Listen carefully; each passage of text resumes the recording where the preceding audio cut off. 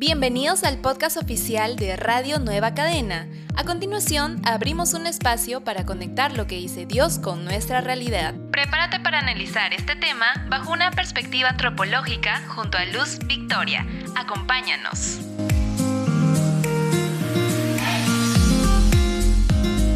Hola, ¿qué tal? ¿Cómo están? Hoy día es un nuevo día y vamos a comenzar escuchando unos audios de algunos personajes célebres peruanos.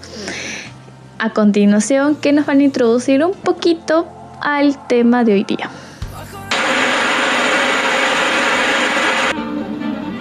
Someteré a continuación a la teleaudiencia un tema que me parece de veras importante. La cuestión es esta. ¿Usted cree, congresista, que debe aprobarse el referéndum sobre el TLC? Le pregunté. No me contestó. Le vas a preguntar a las llamas y vicuñas sobre el TLC. Allá ese Sambo, el Sambo, por favor, ¿dónde está el Sambo? ¿Lo ha visto el Sambo? Y abajo el Zambito quiere que te cargue. Sambo, baja de una vez, soy negrito.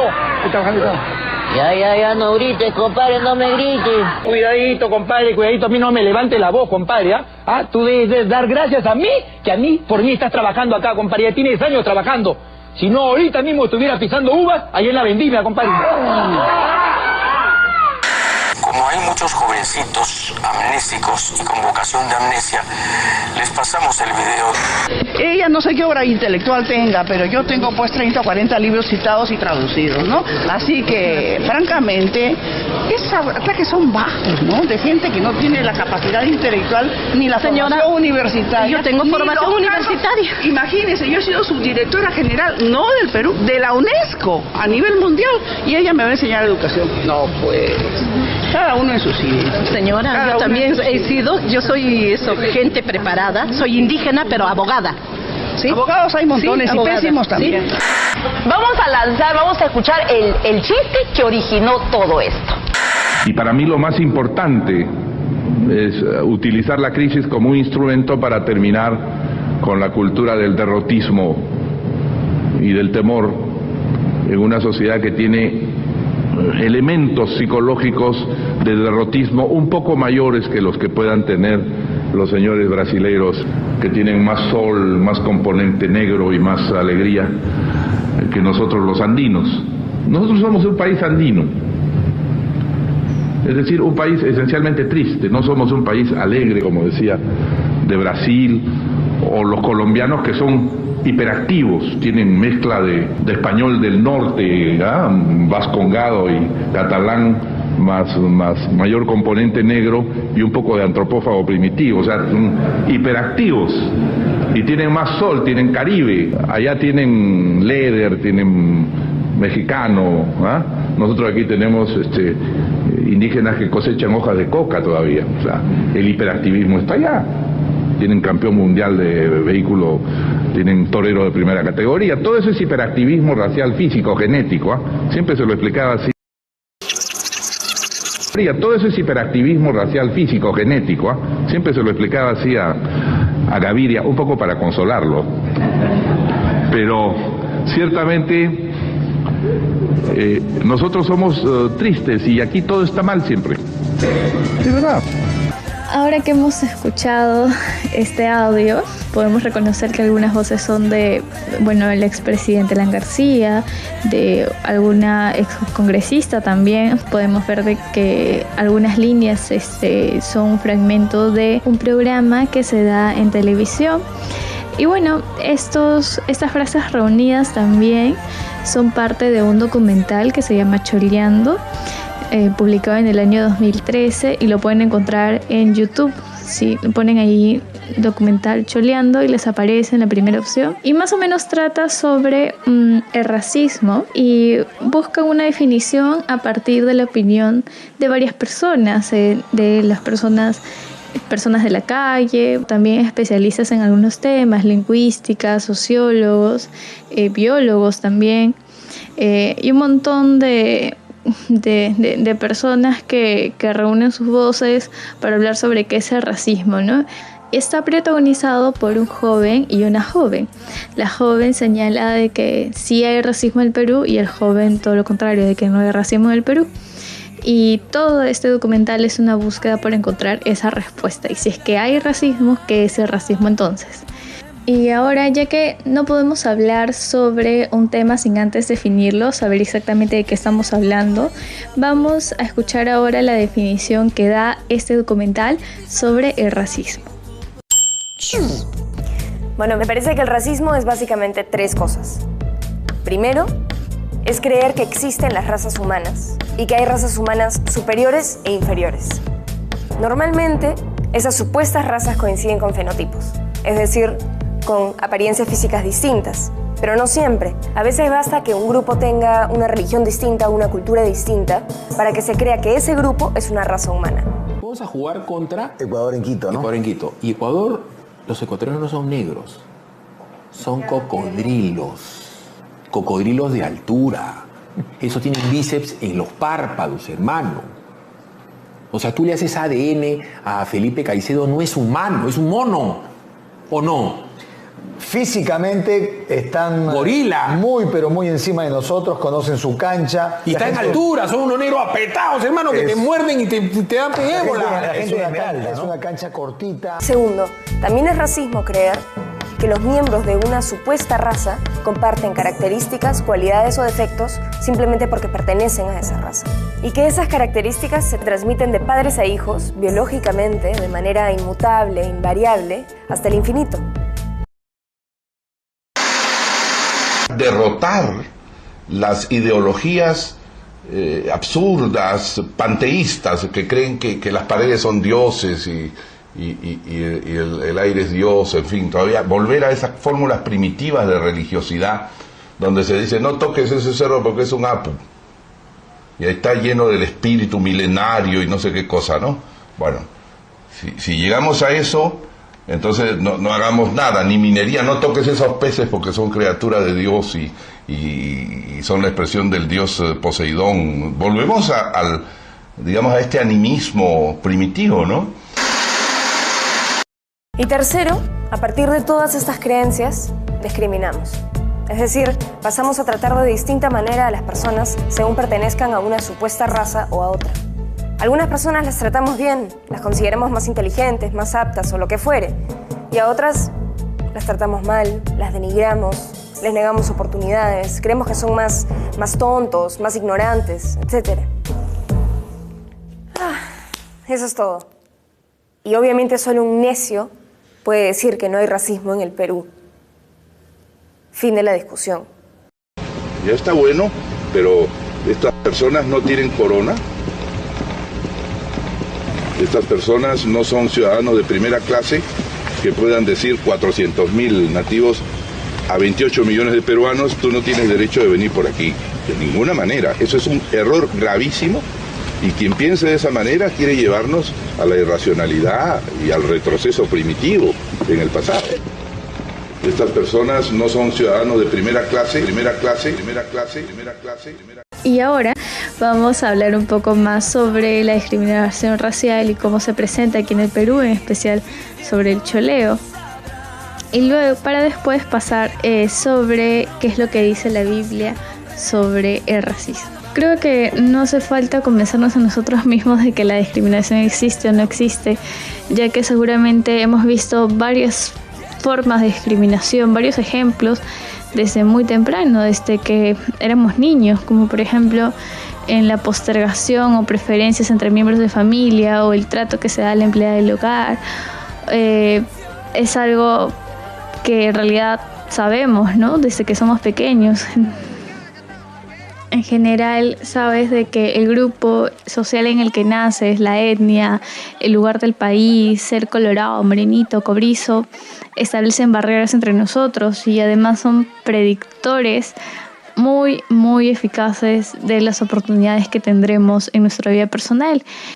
Y este fenómeno también se inserta en las dimensiones más íntimas y personales de nuestra vida, como por ejemplo en la atracción que ciertas personas ejercen y otras no, en nuestra seguridad personal, en nuestras expectativas acerca de cómo nos va a recibir la gente. ¿Y quién no ha sentido lo que se llama el racismo desde abajo, del que no se habla, porque genera culpa y es políticamente incorrecto. El choleo en sí es la principal forma de discriminación. Aquí en el Perú choleamos y nos cholean. Y esto es muy limitante porque en cierta forma nos pone en un orden social determinado y ahí nos quedamos, ¿no? Y por ese motivo cholear es algo que se enseña a los niños incluso desde las formas más sutiles, sin querer queriendo, y se reproduce y se consolida de nuevo en la escuela, porque como diría un educador, no es un contenido transversal del currículo para hacerse peruano, ¿no? Es como un manual de instrucciones para la vida, como diría Walter Tamaná. Y él también nos habla de dos características que tiene el choleo, ¿no? En primer lugar, el choleo no es un privilegio de un solo grupo. O sea, no es que unos cuantos peruanos tratan a los demás como cholos y por lo tanto como inferiores. No hay un grupo que cholea, más bien este fenómeno recorre a casi toda la población. O sea, todos choleamos a todos. Además, no hay un cholo puro, un cholo de acero inoxidable, ¿no? Porque normalmente pensaríamos de que alguien que no es cholo, cholea a alguien que es cholo. Pero como casi cualquiera puede cholear a cualquier persona, entonces parecería ser que al contrario el cholo se crea en esta interacción que hay. Pero entonces, ¿quién cholea a quién, no? O sea, cuando dos peruanos que no se encuentran y no tienen una relación previa, o sea, por ejemplo, si están en el extranjero, empiezan estas preguntas, ¿no? ¿De dónde eres? ¿Dónde trabajas? ¿Dónde estudias? ¿Dónde vives? Y de esa forma nosotros establecemos una jerarquía a través de una ecuación y eso nos permite decir, este es inferior a mí, por lo tanto tengo derecho a cholearlo, o este está socialmente en mejor condición que yo, así que seguro me va a cholear. Esto, de acuerdo a Walter Tamaná, es como un modelo matemático para cholear. Y esta habilidad se pone automáticamente cada vez que conocemos a alguien y básicamente hacemos una evaluación racial. Y bueno, ¿cómo empieza este choleo? Quizás uno de los momentos más significativos es la creación de las dos repúblicas, de la república hace 500 años durante la etapa colonial, de la República Española y la República del Indio. Estos eran dos sistemas con dos sistemas tributarios diferentes, dos regímenes legales diferentes y con derechos muy diferentes. Entonces, a partir de eso hemos estado obsesionados siempre por saber en qué lado de la república vivimos. Y bueno, esto también se ha repetido en las olas de migración, de las cuales hablamos la semana pasada. Así también en ese momento es donde se produce este auge del choleo. Luego, más tarde, con la violencia terrorista, se crea también un nuevo estigma sobre la población más indígena, ¿no? Y bueno, ahora nuestro nuevo auge económico afecta también de un modo nuevo a estas relaciones entre quienes, entre comillas, no son de igual valor. Sin embargo, no podemos decir de que todo es malo. El día de hoy hay espacios de integración muy diversos en los cuales blancos y choleos coexisten, se reconocen e incluso se valoran mutuamente, ¿no? Pero también existen espacios en los cuales hay aislamientos y segregaciones también, y un claro ejemplo de esto es Asia, por ejemplo, ¿no? Puede ser un ejemplo, pero a pesar de eso, diariamente se producen encuentros impensables para las personas que han nacido hace más de 40 años, ¿no? Quizás para nosotros, los que tenemos entre 20 años, no es tan impensable, ¿no? Porque convivimos, como ya lo he mencionado, en varios espacios de integración. Sin embargo, esta ecuación matemática racial que hacemos siempre está acompañándonos.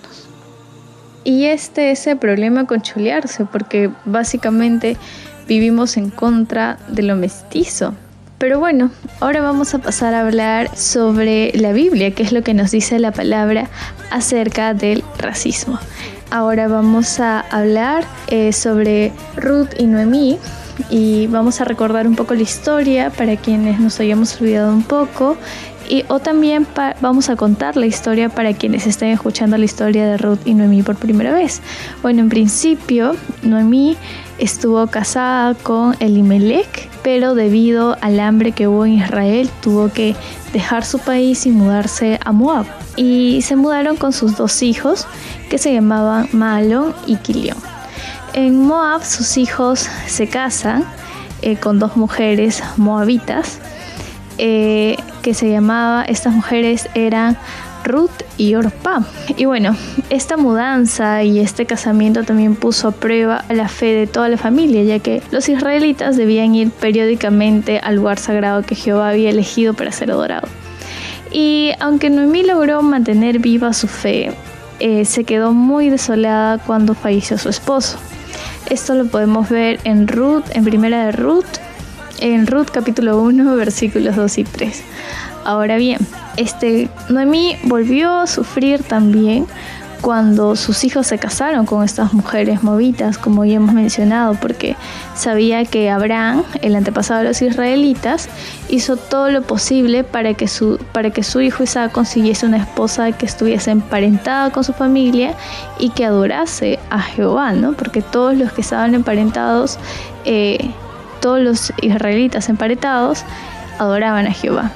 Y bueno, además había una ley que advertía a los israelitas que no dejaran que sus hijos e hijas se casaran con personas de otra nación, pues esto podría llevar al pueblo de Dios a la idolatría. Así que Noemí estaba bien preocupada por eso. Sin embargo, Ruth y Orpá escuchaban la palabra que decían Noemí, que decían sus esposos, y se animaban por la palabra, así que tuvieron una muy buena relación con Noemí. Ahora bien, después de eso fallecieron sus esposos, sus hijos de Noemí, ¿no? Fallecieron Mahalón y Quilión, y esto definitivamente también golpeó muy fuerte a la familia, ya que no habían tenido hijos Mahalón y Quilión con sus esposas. Noemí no tenía nietos, había perdido a su familia, sus vínculos más cercanos sanguíneos, ¿no? Así que Ruth y Orpá quedaron viudas muy jóvenes. Y bueno, es en este momento cuando Noemí anda con Ruth y Orpá, pero luego se entera de que ya no hay hambre en Israel, así que desea, volver a su pueblo, que era Belén, que significa casa de paz. ¿Y qué pasa con Ruth y Orpá? Y bueno, al parecer esa terrible experiencia que tuvieron Noemí con sus nueras hizo que se unieran mucho, así que las 3 juntas partieron con destino a Judá de Moabita. Y en el camino, Noemí está muy preocupada porque le da mucha pena que ellas dejen todo para ir con ella a Belén. Así que le dice: anden y vuélvanse cada uno a la casa de su madre, y que Jehová ejerza bondad amorosa para con ustedes, así como ustedes la han ejercido para con los hombres ya muertos y para conmigo. Las besó, pero ellas se pusieron a alzar la voz a llorar y le dijeron: no, contigo volveremos a tu pueblo. Pero Noemí no dejó de que volviesen, insistía para que ellas se quedasen en Moab. Y una de ellas, Orpá, se da cuenta que le conviene quedarse en Moab porque ahí están su madre y sus demás parientes, ya que si se iba a Israel, ahí empezaría de cero y encima sería también criticada, juzgada también. Así que con mucha tristeza ella besa a su suegra y da media vuelta para quedarse en Moab. Y Noemí le dice esto a Ruth: mira, Orpá, que se ha vuelto a su pueblo y a sus dioses.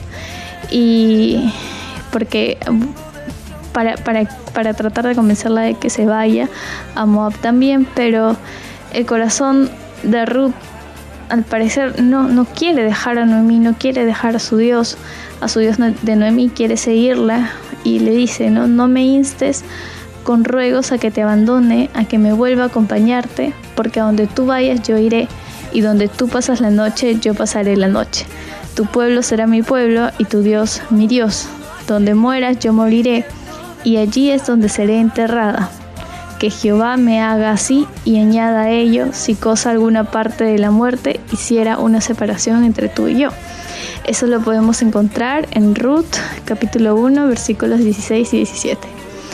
Así que ambas van a Israel. Y bueno, de ahí Ruth empezó a trabajar en la chacra de un familiar de Noemí de Boz, y luego ambos se casaron. Y curiosamente de ahí es donde también surge el linaje de Jesús, de esta mujer Ruth, que fue básicamente la hija adoptada de Noemí, una hija adoptada en base a sus creencias, adoptó también su cultura, adoptó su fe, esencialmente. Y esta fe es lo que las unió a ellas sanguíneamente, por decirlo así, ya que gracias a eso también en la generación de Jesús, si es que podemos revisar los primeros capítulos del Evangelio de Mateo, podemos ver de que nace de ahí de Elimelec, que es el esposo de Noemí. Sigue Ruth como hija ya de Noemí, como una hija más, ¿no? Y de ahí, de su matrimonio con Boaz, nace su hijo, y etcétera, etcétera, etcétera. Y bueno, ¿por qué hemos mencionado esta historia de la Biblia y por qué no otras? ¿Qué tiene en particular esta historia o qué vínculos tiene con el racismo? Nos podríamos preguntarnos. Bueno, en principio los judíos sentían cierto recelo por los moabitas, porque los moabitas eran politeístas, y ustedes saben que los israelitas eran cristianos, ¿no? Creían en el único Dios, que es el Dios de Israel, ¿no? Así que cuando Noemí con su familia, con sus 2 hijos, su esposo, tuvieron que dejar Israel porque no había comida y se van a moabitas, también tienen ese miedo de que estar en un lugar con otra fe, con otra cultura distinta, corrompa su fe y los obligue a también seguir a esta cultura. Sin embargo, Noemí pasó esa prueba y ella continuó con su fe. Ahora bien, de acuerdo a algunos estudios que se ha hecho sobre los moabitas, se dice que tenían algunas prácticas en las cuales sacrificaban a personas, y los judíos los veían como personas salvajes, principalmente. Entonces, había varios como prejuicios contra los moabitas. Con respecto a la lengua, los moabitas hablaban un dialecto similar al hebreo, así que no habían tantos problemas de comunicación, pero sí el rey de Moab tuvo mucha hostilidad con las tribus hebreas. Eso sí, a cada rato en la Biblia se puede ver, ¿no? Por ejemplo, cómo se ven a los moabitas como personas que seducen a los israelitas para convertirlos a su idolatría e inmoralidad. Entonces, de acuerdo a todo esto, que sus hijos de Noemí se hayan casado con moabitas será para Ruth como algo malo, ¿no? Algo que sí le invadió y le llenó de sufrimiento. Pero podemos ver aquí una diferencia con Ruth. Ruth estaba enamorada del Dios de Noemí, cosa que quizás Oprah sentía un aprecio por ese Dios, por la familia de Noemí, pero no estaba dispuesta a dejarlo todo por la fe de Noemí. Pero Ruth sí. Ahora bien, parece que estuviera repitiendo lo mismo que he dicho en la historia, pero que hay una diferencia. La diferencia es de que, tomando en consideración lo que hemos visto sobre la definición de racismo, podríamos decir de que ser moabita no te hacía de una forma o de otra, ¿no?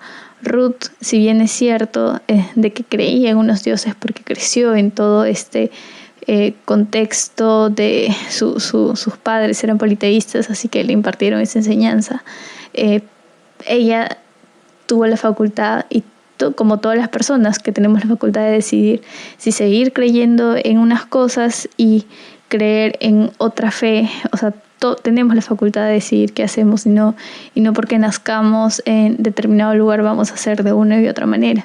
Y eso se puede ver entre Ruth y Oprah, ya que Oprah, si bien es cierto, continuó con sus costumbres, prefirió no alejarse de ellas. Ruth no. Ruth prefirió ir con Noemí a su tierra. Ahora bien, por otro lado, Ruth fue adoptada por Noemí como una hija, y sin importarle que fuera moabita. Podemos ver que esto fue honroso para Dios. Para Dios miró con muy buenos ojos esto, ya que le permitió a Noemí estar en el linaje de Jesús, ¿no? Ser una de las personas por las cuales pasa la descendencia de Jesús, ¿no? Es singular porque los moabitas, si los judíos y los moabitas siempre han vivido así en recelos, en choques, y Dios permite que su hijo nazca a partir de una moabita, ¿no? Nos puede indicar dos cosas: que la pertenencia a cierto grupo étnico o a un lugar determinado de nacimiento no determina cómo vas a ser en el futuro, ¿no? Y ese es el caso de Ruth. Ruth decidió seguir a Jesús, a Jehová a pesar de todo. A pesar de que su familia dijese una cosa, a pesar de que su familia era politeísta, ¿no? Como eran los moabitas. Y también nos puede enseñar esta lección a no generalizar a todas las personas, no a todos los moabitas, porque si Ruth pudo cambiar su fe y creer en Jehová, ¿cuántas moabitas también hicieron lo mismo y no salen registradas en la Biblia? Seguro este es un ejemplo. Ruth es un ejemplo de una moabita que deja todo por creer en Jehová. Y así también seguro hay varios ejemplos. Por ende, rompe con estos patrones de los moabitas. Estos, más que patrones, son estereotipos que tenían los judíos sobre los moabitas. Y esto también nos da una enseñanza, ¿no? De que no debemos juzgar y criticar a las personas por el lugar de procedencia, por su etnia, por sus rasgos fenotípicos en cuanto a los rasgos físicos que tenemos, ¿no? Y ahora, ¿qué podemos hacer ante estos casos de discriminación? ¿Cómo podemos enfrentar estos estereotipos que nos acosan todos los días? Por un lado, Noemí pensaba de que Ruth quería irse con su familia porque, claro, era lo más fácil, lo más sencillo, pero no lo hizo. Y Noemí le dio una oportunidad a Ruth, dejó de insistir de que se vaya y le permitió ir con ella a Judá. Entonces, ¿somos o no somos racistas los peruanos? Tal vez cada uno de nosotros ya tiene una respuesta, y es tiempo de hacernos otras preguntas. ¿Queremos o no queremos vivir en un país con tanta desigualdad y discriminación? Y más importante todavía, ¿vamos o no vamos a hacer algo para cambiar esta situación? Por un lado, podemos enfrentar estos síntomas de discriminación que hay en nuestro entorno más cercano. Por ejemplo, Noemí, que enfrenta todos los paradigmas, los prejuicios con los cuales creció este pequeño, porque ella era israelita, ¿no? Y trajo a su casa, a Belén, a Ruth. Esto es ya por sí un frente, como si rendiese una batalla a sus patrones culturales, ¿no? Por otro lado, otra forma de ir contra la discriminación, aparte de, como ya lo mencionamos, romper con estas herencias que tenemos en nuestras familias y que se consolidan en nuestras escuelas, en nuestras interacciones con otras personas, ¿no? Otra cosa que podemos hacer es convertir a la discriminación como un tema público y generar un movimiento por los derechos civiles, ¿no? Hay en otros, de acuerdo a Walter Tamaná, hay en otros países se ha visto estos movimientos indígenas, en Ecuador y Colombia principalmente, y hay varios académicos que también han mencionado estos temas. Les recomiendo ahí leer a Portocarrero y Manrique. Una de las cosas que podemos hacer, por ejemplo, es generar políticas de afirmación activa, revaloración cultural y discriminación positiva, ¿no? Hay también algunos proyectos que están poniendo esto en cara, ¿no? En proyectos universitarios especialmente, proyectos también en pro de los derechos humanos. Otro punto que podríamos hacer y que nos recomienda Walter Tamaná es bajar esta relación que hay entre raza y pobreza, ¿no? Así como Noemí también dejó sus prejuicios que había entre raza y tipo de persona, por decirlo así, ¿no? También podemos dejar de relacionar a tú eres así o determinada apariencia física, entonces vas a ser así. Entonces seguro tienes no sé, eres una persona muy pobre, tienes poco dinero.